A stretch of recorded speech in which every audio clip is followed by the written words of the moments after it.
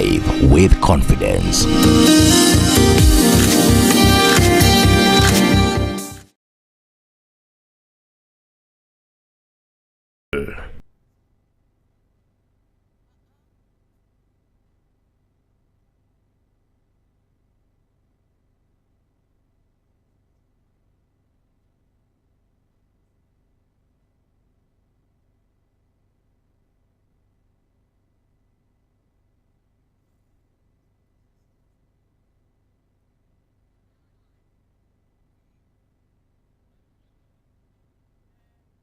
And we welcome you to this program tonight.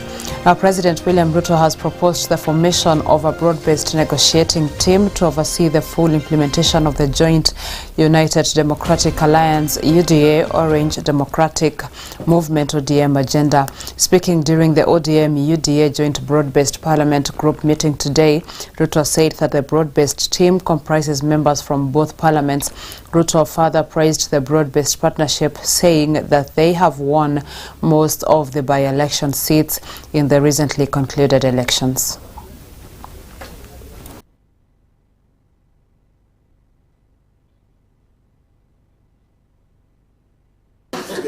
How are you, Party Leader? Karibu kabisa. Very good. Salama.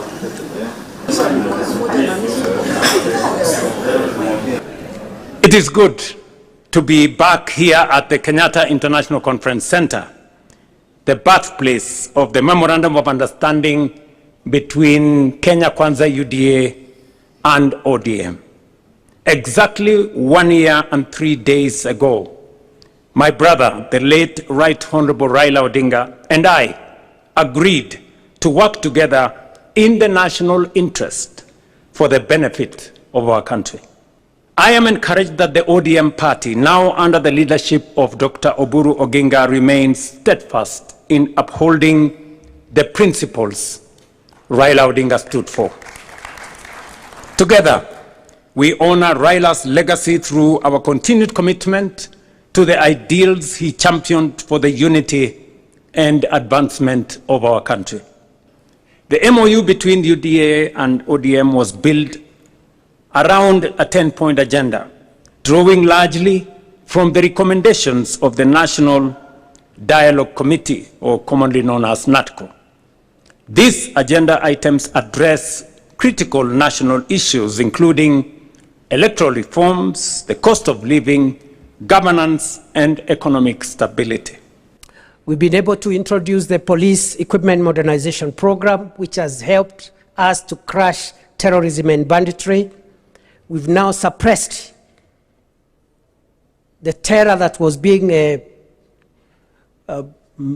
visited on many people because of terrorists, extremist groups, and bandits to a big extent because of the Police Equipment Modernization Program. Those who thought that, who were saying that there is nothing absolutely which has been done on the 10-point agenda, shame on them. Shame on them, because you can see there is a lot which has been done and there is a lot which is still remaining to be done. I am very, very impressed, particularly by the agenda of infrastructure.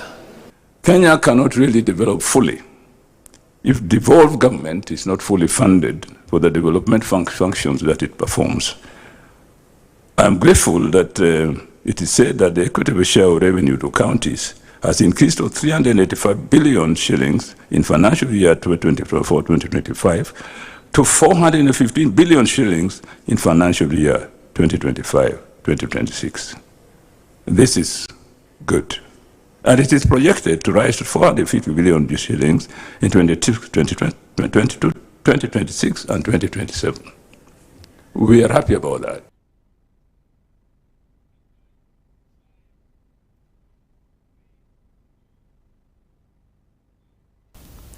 Kiharu Member of Parliament Dede Nyoro has opposed the establishment of the National Infrastructure Fund, which was assented to law by President William Ruto on Monday, saying it could open the door for for more borrowing instead of promoting genuine development projects. Speaking during the official opening of the new Moi Kibaki Senior School in Gaturi Ward, Nyoro stated that the country is currently borrowing about 1.5 trillion Kenyan shillings annually, warning that the growth of debt continues to increase the financial burden on Kenyans. One, two.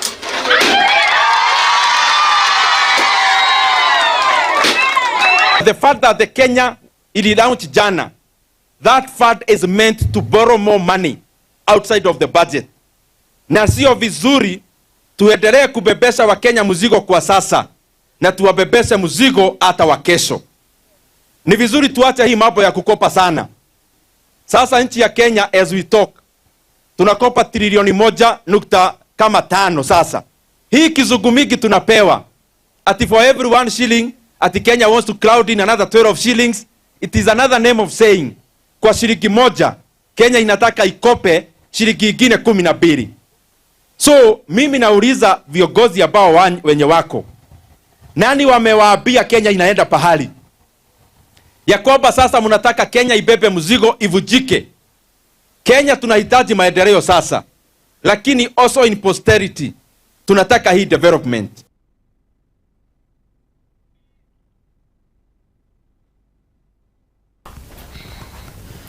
Former Chief Justice David Maraga has said that strict adherence to the law and a corruption-free administration are the silver bullet that will assure Kenyans of proper service delivery from the government, which he says is their fundamental right. Maraga was speaking in Nyeri while leading the party's Ukatiba caravan through Kieni, Mukuroine, Nyeri town and Mathera.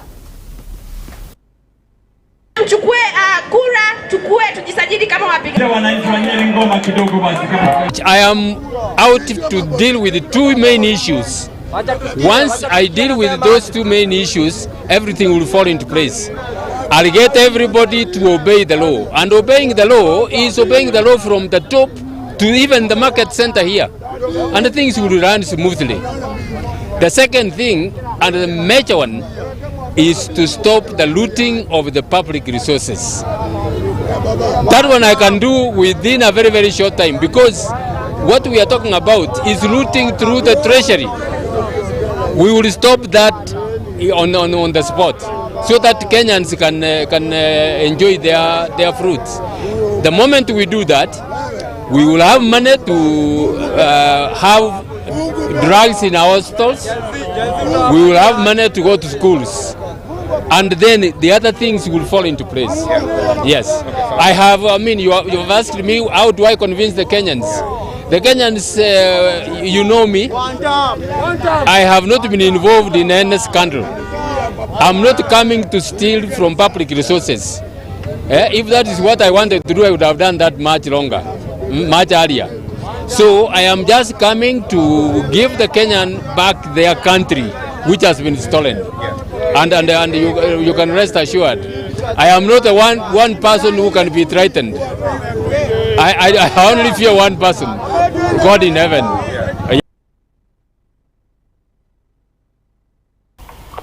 Siaya Governor James Orengo has challenged the government to deliver on the 10-point agenda, accusing it of failing to address key issues affecting Kenyans. And speaking in Usonga Ward during a seed distribution exercise, Orengo said the government has not met the commitments outlined in the agenda, despite ongoing discussions between the United Democratic Alliance and ODM in Parliament.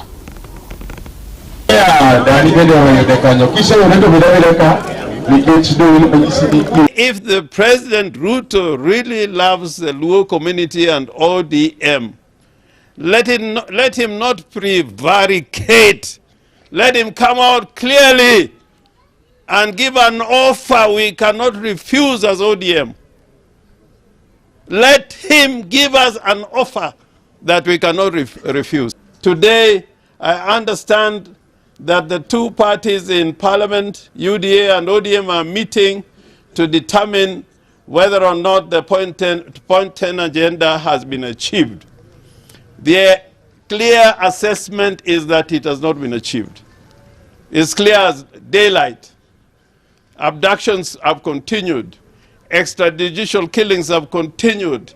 The government has interfered with public meetings, like the meetings we as Linda Mwananchi have been holding. Everywhere we have gone, we have met goons. The cost of living is still up.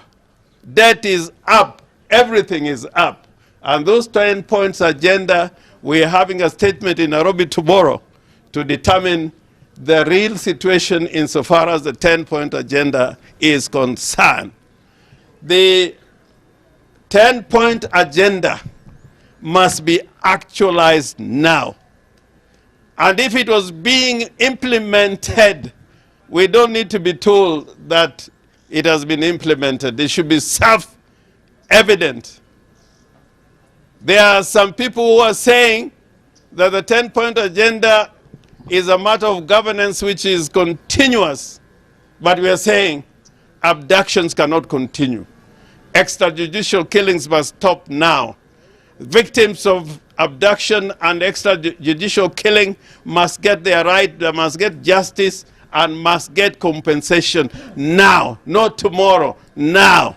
The cost of living must come down now, not tomorrow. Our youth must get employment now, not tomorrow. Our women must be integrated into the democratic system by having a framework where the one-third rule, gender rule can be achieved now, not tomorrow.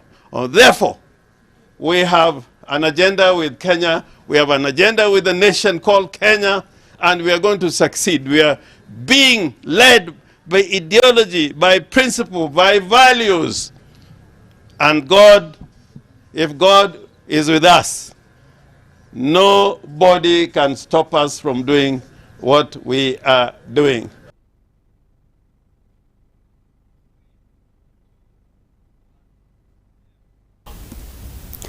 "15 people have been killed and 29 others injured in a horrific road crash at Malaha Junction along the Kitale-Webuye Highway in Bungoma County. This is after a long-distance trailer reportedly lost control and plowed into several vehicles and pedestrians. Police and witnesses said the accident happened around 2 a.m.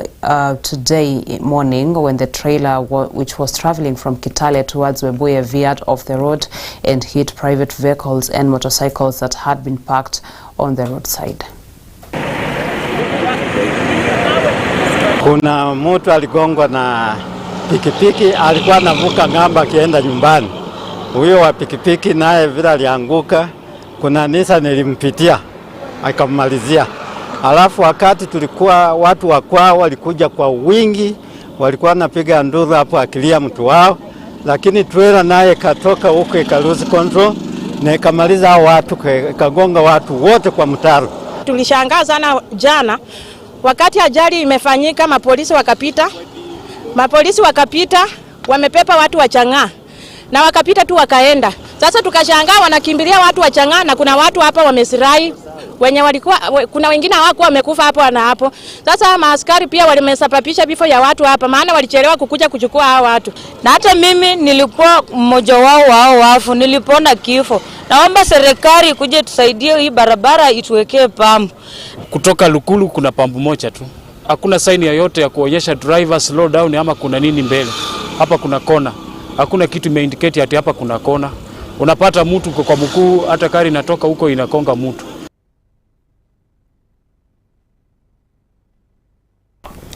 It's now time for a short commercial breather, but don't go far, we are coming back with more.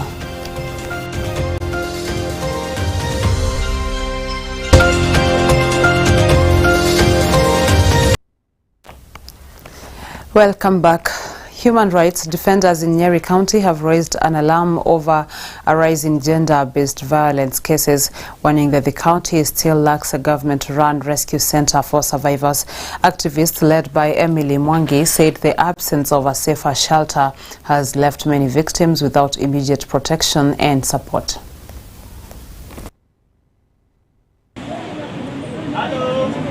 Deeply disturbing trend in sexual violence. In 2022, 335 sexual GBV cases were recorded. By 2023, The number rose to 361. In 2024, it climbed to 371.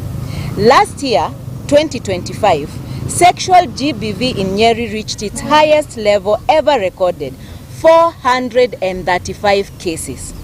The trajectory is not downwards, it is not flat, it is rising year after year, while the policy remains absent. People, a government that can see the numbers and still not act is a government that has chosen indifference over protection. Forward has passed. The time for budgets, for structures, for a GBV rescue center that women and girls can actually walk into and find safety, that time is actually now. Policy commitments without budget allocations, those are not commitments. They are performances. And the women of Nyeri deserve more than just a performance. They deserve safety, they deserve dignity, and they deserve justice to all. International Women's Day must not only be a day of celebration, it must also be a moment of truth, where we ask ourselves honestly and without comfort whether we are doing enough to protect the women and girls of Nyeri. My clarion call is to all the communities in Nyeri, all the citizens of Nyeri. Come out, sign the petition, and ensure that we can hold our leaders to account and ensure that we have the actions we've talked about, the safe house, the repository, are all implemented.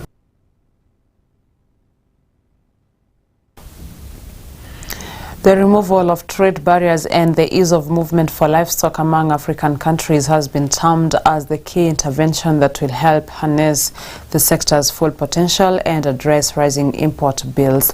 The sector is now banking on increased cross-border livestock movement and elimination of non-tariff barriers through the implementation of the ratified African Continental Free Trade Area.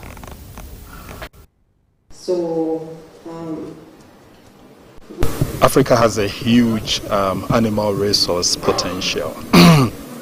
Unfortunately, we are, as had been mentioned initially, we are net importers. In 2024, for example, Africa imported to the tune of 5 billion plus meat from outside the continent. This is huge market opportunity that has been lost. And so for AUIBA, our work focuses on how we bridge this gap. And the way we do that is by connecting countries with surplus to countries with demand. And so we do that by bringing regional economic communities together, by bringing member states together, by bringing private sector actors together. We are particularly implementing one project we refer to as the Africa Pastoral Market Development Platform. The problem is the political will. In most African countries, the easiest thing for politicians to do to fill up deficit is import, whether it's sugar or maize or rice or anything. Nobody thinks about let's produce. The easiest thing is tomorrow morning we need rice. But you knew you needed rice 1 year ago. But now because it's an emergency, you create the emergency for you to go to the simplest solution, which is importation. You have heard, we are net importers of livestock and livestock products. So we as a country, Kenya, if we can up our game, we should be able to be part of this supply chain for the livestock and livestock products required across the region. And I believe this is doable on the continent. We have also these countries participating in the mutual recognition procedure where they regulate and make sure that the products getting into their market are safe, quality and effective.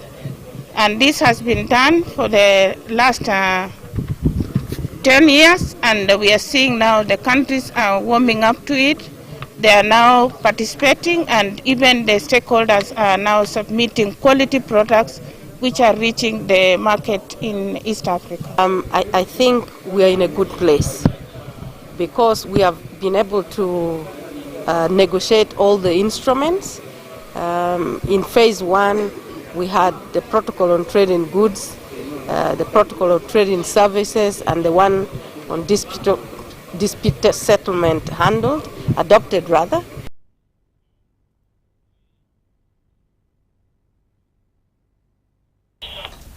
We have right now come to the end of this bulletin. Many thanks for staying with us, and thank you to the team behind the scenes. My name is Daisy Paul, and Naomi Madhu is our sign language interpreter. On behalf of the entire team, we wish you a good night.